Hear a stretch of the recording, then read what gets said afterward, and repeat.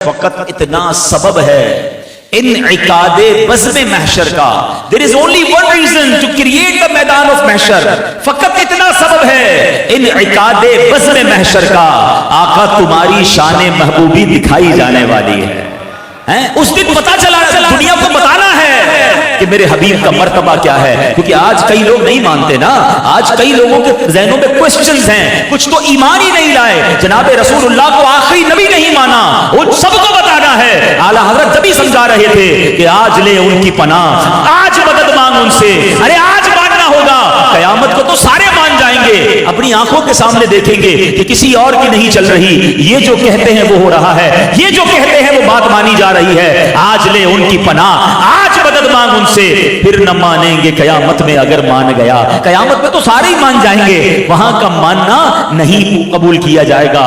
آج جس نے مدد مانگی ہے, آج جس نے رسول پاک کو مانا ہے, آج انہیں اپنا سب کچھ جانا ہے, وہ انشاءاللہ قیامت کے دن بھی کیسے نوازا جائے گا. سنو کیسی ہوگی نبی پاک کی بات, پتہ ہے کیسی چلے گی. اللہ اکبر. فرماتے ہیں مولانا حسن رضا خان صاحب, وہ بھی برادر اعلیٰ حضرت ہے نا, فرماتے دکھائی جائے گی محشر میں شان محبوبی کہ آپ ہی کی خوشی آپ کا کہا ہوگا. میرے آقا جو کہیں گے, جس میں خوش ہوں گے وہی ہوگا. فرمایا غلام ان کی عنایت سے چین میں ہوں گے, عدو حضور کا آفت میں مبتلا ہوگا, دشمن آفت میں ہوگا, غلام چین میں ہوں گی. اور کیسا کرم ہوگا, گناہ گار پہ جب لطف آپ کا ہوگا.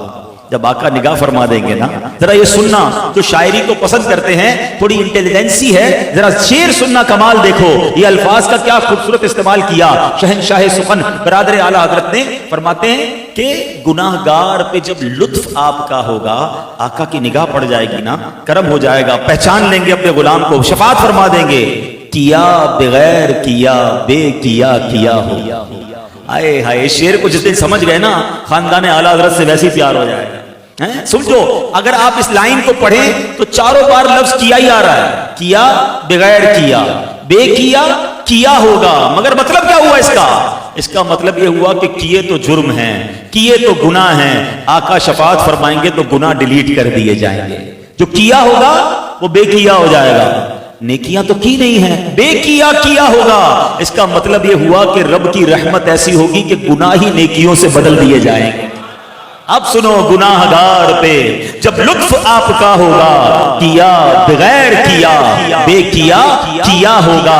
اور فرماتے مولانا حسن رضا خان صاحب, میں ان کے در کا بھکاری ہوں, فضل مولا سے حسن فقیر کا جنت میں بسترا ہوگا. بس اس در سے جڑے رہنا.